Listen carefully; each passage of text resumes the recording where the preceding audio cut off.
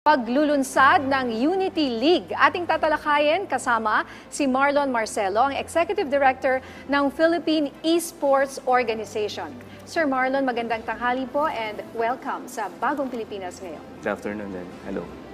Okay, una po sa lahat, sir, ano po ang masasabi ninyo sa paglulunsad nitong Unity League para sa esports sa bansa? At gaano kalaking impact ito sa mga aspiring at magagaling sa larangan ng esports? Definitely, this is going to be a game changer in terms of how we actually help the grassroots Filipino esports athletes. We know for a fact that napakaraming Filipino gamers all over the country, and we're hoping that by this Unity League, we're going to, of course, help them become more visible because one thing that is very unique about Unity League is it focuses on different regions. Hindi lang siya Manila-centric or NCR-centric. So may pagkakataon yung iba't ibang regions na mapakita yung galing ng mga atleta nila. Sir Marlon, sa inyo pong opinion, gaano na po ba kalawak ang esports sa ating bansa? At paano naman po makakatulong ito sa development ng mga kabataang Pilipino ngayon? Definitely, esports now is considered part of the sporting projects. Or part na siya ng malalaking esports events like SEA Games, Asian Games. So it is really important that we know how to push esports responsibly because some of the problems that we're encountering initially was, of course, pag naglaro ka or nasabihan kang gamer, hindi yan natutulog, hindi na nag-aaral yan. But really, that's really different. Now that it has become a sport, there is discipline. You need to have, I would say, a very good schedule. You have to do all your stuff before you actually play. So talaga may disiplina na. And part of it is us, a special pushing for responsible gaming. When you say responsible gaming, you still do your assignments before you play, di ba? You still help your family. Matutuwa mga magulang dyan, sir. Oh, definitely. Yeah. Kaya ganun na siya. Hindi siya basta naglalaro ka lang 8 hours, 10 hours. That's really not the strategy. Yeah. Well, as you said, it's a legitimate sport now. It's in the SEA Games. I think we won several gold medals. Yes. And it's only a matter of time. Mamaya, Olympic sport na siya. Definitely one of the things that we're looking forward to is Olympic inclusion. But of course, currently wala pa siya doon. The highest that we've seen is Asian Games. Yes. So it's going to be, I guess, siguro mga dalawang Olympic iterations pa bago makapasok ang esports sa Olympics. So kung magaling talaga yung anak nyo, mga multi-millionaires po, mga mami, pag-usapan natin yung premyo dyan. No?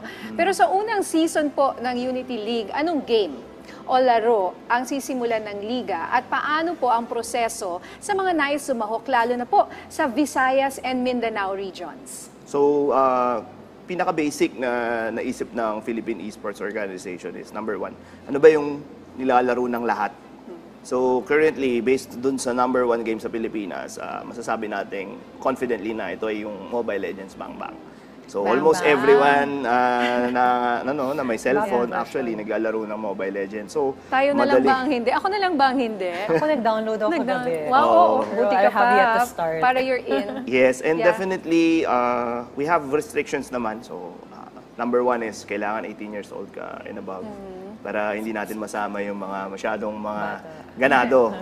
And then of course, we have system in place sa registration namin to verify na ikaw yung maglalaro, you have to submit proof of identification because number 1, malaki kasi yung premyo na ibigay dito sa Unity League. So millions of pesos. Yun so, nga sir, baka intense. pwede niyong i-mention magkano ba?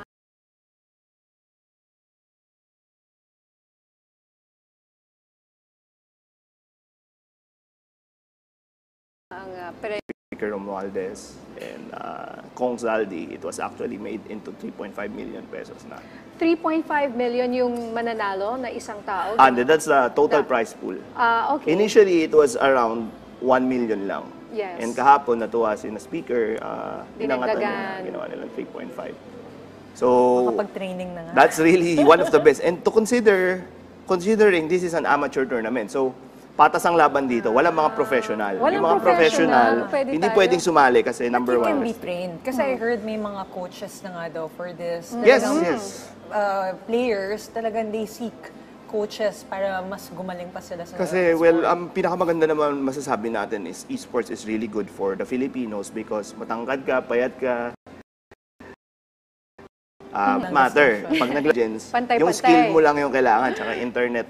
Kailangan maganda yung internet connection mo. That's the only Ayun, thing that dun you tayo. need to make sure. Yeah, lalo na pag sa mga Visayas, Mindanao, minsan nagkakaproblema po sa connectivity. Correct. Definitely, ano naman, together with the help of some of the government agencies like the ICT, nag-pledge naman sila to commit to help and then make sure na pag tournament na, suwabe yung internet para maganda yung experience ng mga bata. Sir, maaari niyo po bang ipaliwanag yung timeline ng unang season ng Unity League? Ano po yung mga qualifiers bago makasali sa Team Cebol? So definitely, meron tayong 5 regional qualifiers. No? So we thought of NCR, North Luzon, South Luzon, Visayas, and Mindanao. And then basically, ang mangyayari, magkakaroon sila ng iba't ibang regional tournament. So you have to win the regional tournaments. Pag nanalo ka doon, first or second, you will fly to Manila for the grand finals. So yung 5 team na yon, yung top 2 doon, pag mananalo, maglalaban-laban sila doon sa grand finals. And of course, they will get the share of the 3.5 million. So, yun na yun. And then definitely, kung ikaw yung mag-champion, may chance ka mag-tryout dun sa national team natin, which is yung tinatawag nating Team Cebol. Yes. Yung Team Cebol, yun yung pinakamagagaling, yun yung mga nag-gold medal sa SEA Games, sa Mga iba't ibang nananalo ng laban. millions of dollars, yun ba yun? Yes, sila yung mga nananalo. Diba? Makilala Can you nga. imagine? Well, very exciting. Clarif, ito po ay mapapanood ba ng live sa telebisyon at may pagkakataon po ba na mapanood din ito ng live audience, lalo na po sa mga naisaksihan ang mga qualifying rounds, lalo na po ang championship? Definitely, the plans for Unity League is number one. Ipalabas siya sa Free TV, sa PTV. No? So Dito that's sa one. PTV4. Yes, sa And PTV4. And PTV4. then, of course, as we move forward, we are still making sure kung paano yung logistics kasi gusto nga ng mga tao na suportahan yung ano nila yung mga regional teams na papasok dun sa grand final. So, as of the moment, initially, mapapanood siya sa TV. Yung live naman, it's subject for finalization. Okay. So, sa ibang usapin naman po, may mga chismis tayo na naririnig na magkakaroon daw ng facility para sa training at pagsasanay ng mga esports athletes sa ating bansa.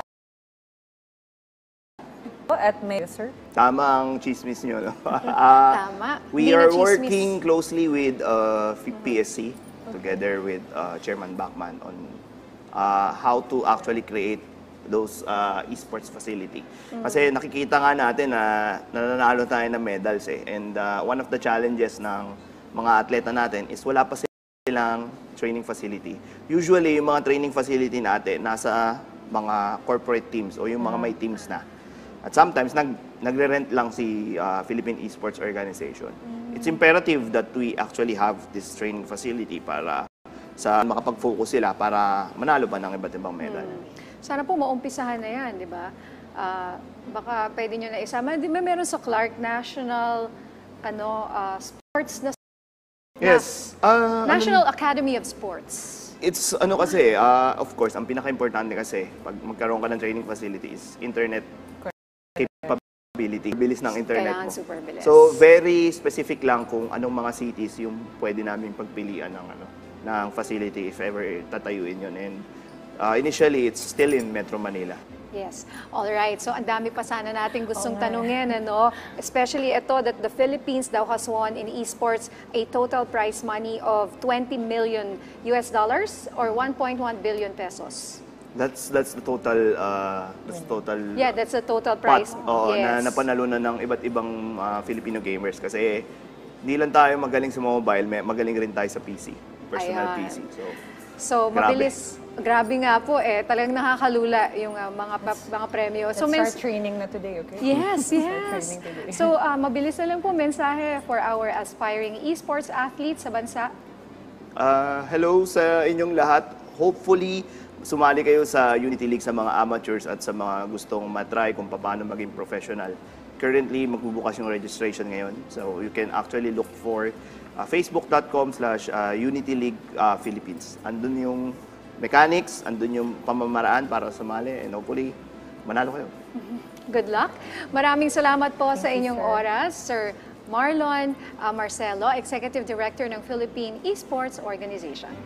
Thank you, sir. Thank you. Thank you.